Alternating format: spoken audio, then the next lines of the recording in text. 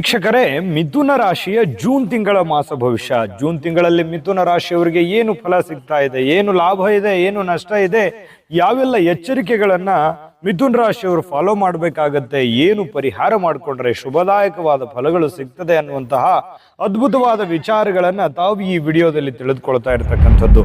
ಹಾಗಿದ್ರೆ ಬನ್ನಿ, ತಡ ಮಾಡೋದು ಬೇಡ, ವಿಡಿಯೋ ಸ್ಟಾರ್ಟ್ ಮಾಡೋಣ. ವೀಕ್ಷಕರೇ, ಮಿಥುನ್ ರಾಶಿಯ ಲಾಂಛನ ಬಂದು ಗಂಡು ಹೆಣ್ಣಿನ ಜೋಡಿ ಇರತಕ್ಕಂತಹ ಲಾಂಛನವನ್ನ ಹೊಂದಿದೆ.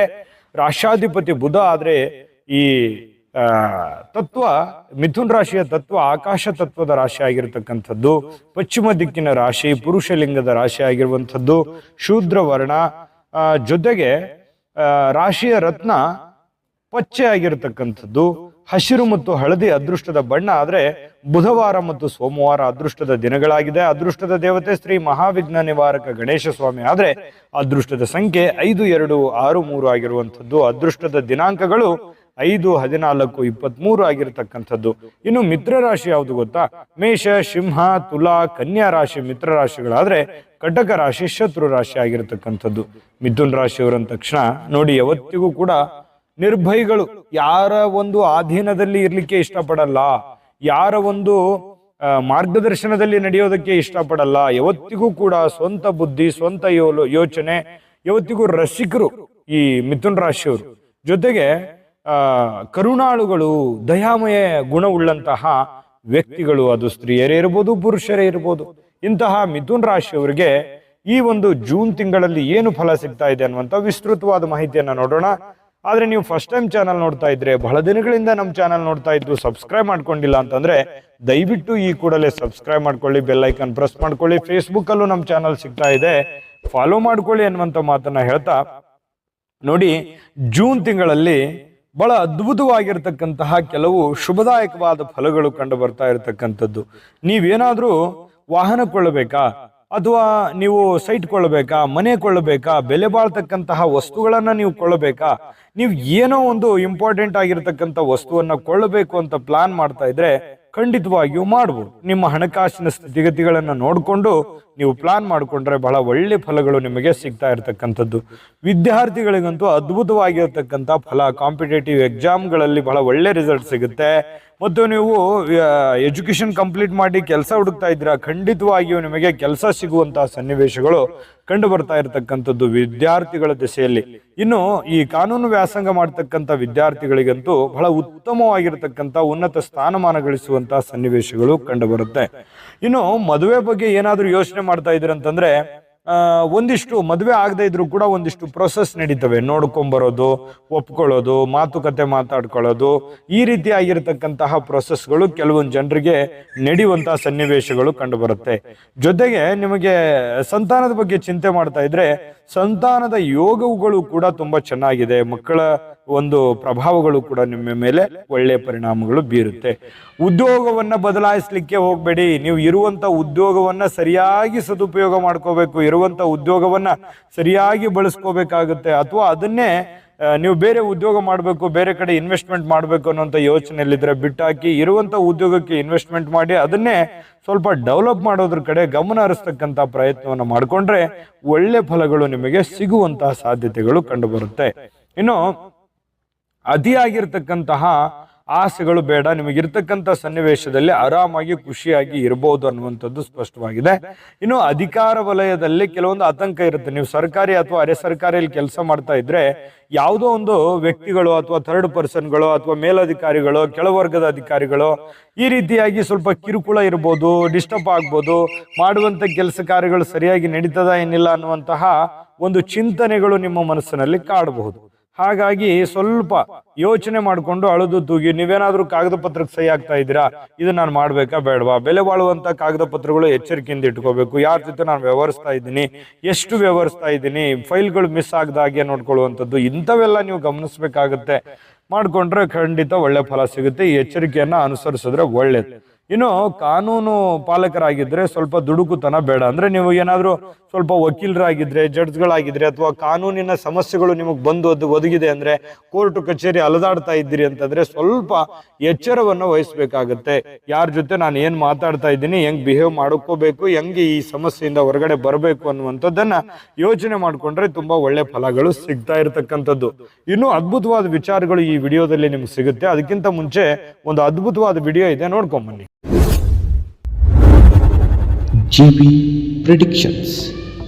ನಿಮಗೆ ನಿಮ್ಮ ಮುಂದಿನ ಭವಿಷ್ಯ ಹೇಗಿದೆ ಅಂತ ತಿಳಿದುಕೊಳ್ಳುವ ಕುತೂಹಲ ಇದೆಯಾ? ಹಾಗೂ ನಿಮ್ಮ ಮಕ್ಕಳ ಮುಂದಿನ ಭವಿಷ್ಯ ಹೇಗಿದೆ ಅನ್ನುವಂತಹ ಕುತೂಹಲ ಕೂಡ ಇದ್ದೇ ಇರುತ್ತೆ ಅಲ್ವಾ? ಹಾಗಾದ್ರೆ ನಿಮಗೆ ನಿಮ್ಮ ಜಾತಕದ ಅವಶ್ಯಕತೆ ಇದೆ. ಹಾಗಿದ್ದರೆ ಇಲ್ಲಿದೆ ನಿಮಗೆ ಸುವರ್ಣಾವಕಾಶ. JB ಪ್ರೆಡಿಕ್ಷನ್ಸ್ ಅವರು ನೀಡುತ್ತಿರುವ ಜಾತಕಗಳನ್ನ ಈಗಲೇ ಆರ್ಡರ್ ಮಾಡಿ.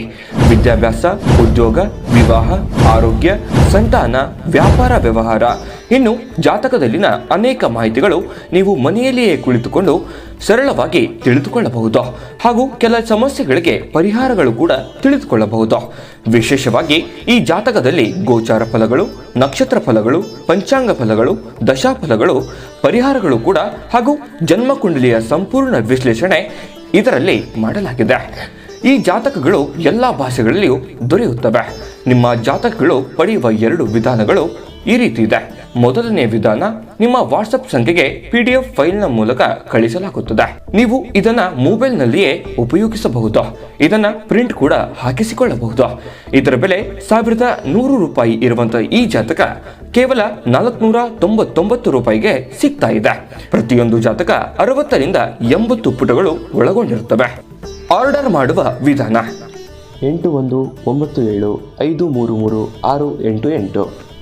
ಈ ವಾಟ್ಸಪ್ ಸಂಖ್ಯೆಗೆ ನಿಮ್ಮ ಹೆಸರು, ಜನ್ಮ ದಿನಾಂಕ, ಹುಟ್ಟಿದ ಸಮಯ, ಹುಟ್ಟಿದ ಜಿಲ್ಲೆ, ಈ ಎಲ್ಲ ಮಾಹಿತಿ ವಾಟ್ಸಪ್ ಮಾಡಿ ನಿಮ್ಮ ಭವಿಷ್ಯದ ಕನ್ನಡಿಯನ್ನ ಪಡೆದುಕೊಳ್ಳಿ.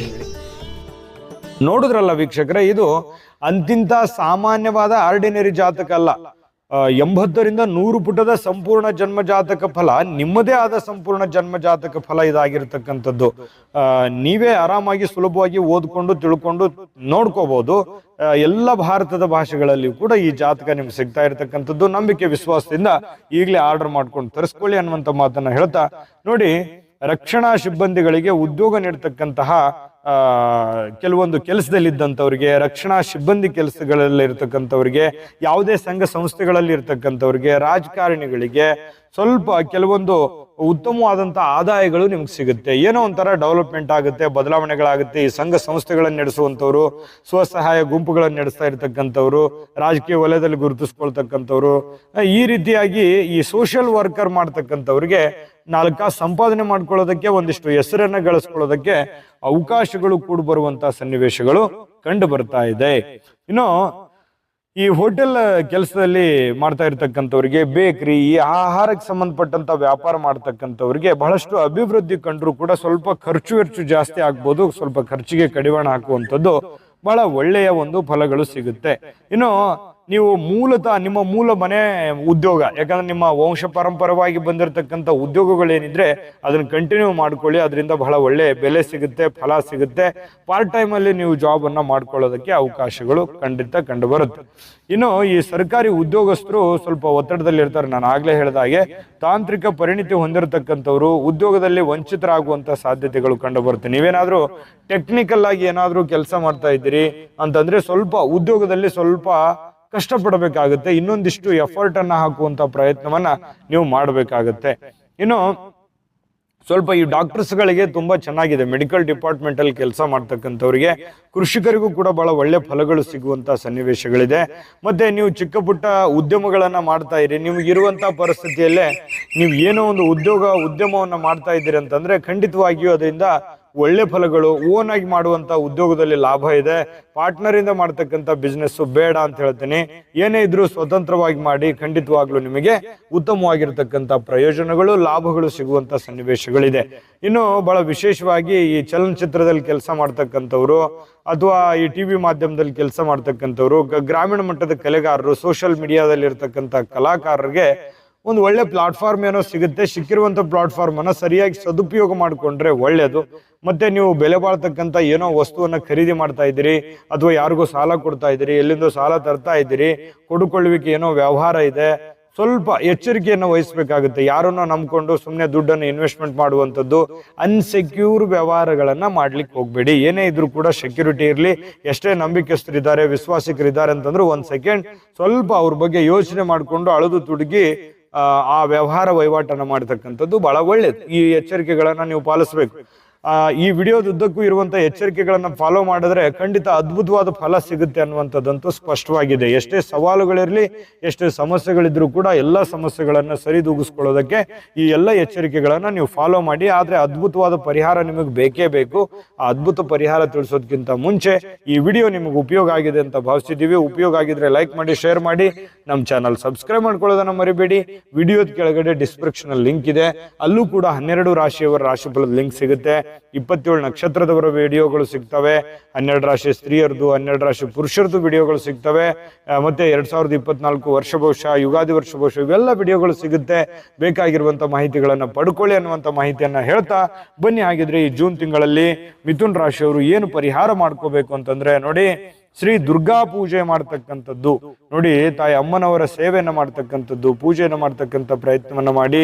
ಪಾರ್ವತಿ ದೇವಿಯ ಪೂಜೆಯನ್ನು ಮಾಡ್ತಕ್ಕಂಥದ್ದು, ಬಹಳ ಒಳ್ಳೆ ಫಲಗಳು ಸಿಗುತ್ತೆ. ನಿಮ್ಮ ಮನೆದೇವರ ಪ್ರಾರ್ಥನೆಯನ್ನು ಮಾಡ್ಕೊಳ್ಳಿ. ಜೊತೆಗೆ ಈ ಅನಾಥರಿಗೆ, ಬಡವರಿಗೆ, ಸ್ವಲ್ಪ ಅತ್ಯಂತ ಕಷ್ಟದಲ್ಲಿರ್ತಕ್ಕಂಥವ್ರಿಗೆ ನಿಮ್ಮ ಕೈಲಾದಿರ್ತಕ್ಕಂತಹ ಸಹಾಯವನ್ನ ಮಾಡ್ತಕ್ಕಂಥ ಪ್ರಯತ್ನವನ್ನ ಮಾಡಿ. ಖಂಡಿತ ಅದ್ಭುತವಾದ ಫಲಗಳು ಸಿಗುತ್ತೆ ಅನ್ನುವಂಥದ್ದಿದೆ. ತಾಯಿ ಅನ್ನಪೂರ್ಣೇಶ್ವರಿ ಒಳ್ಳೆ ಫಲಗಳು ಸಿಗಲಿ. ಆ ತಾಯಿ ಅನ್ನಪೂರ್ಣೇಶ್ವರಿ ಕೃಪೆ ನಿಮಗೆ ಆಗ್ಲಿ, ಸಕಲ ಅಷ್ಟೈಶ್ವರ್ಯಗಳನ್ನ ಕೊಟ್ಟು ಕರುಣಿಸ್ಲಿ ಅಂತ ಪ್ರಾರ್ಥನೆ ಮಾಡ್ಕೊಳ್ತಾ, ಸರ್ವೇ ಜನಃ ಸುಖಿನೋ ಭವಂತು.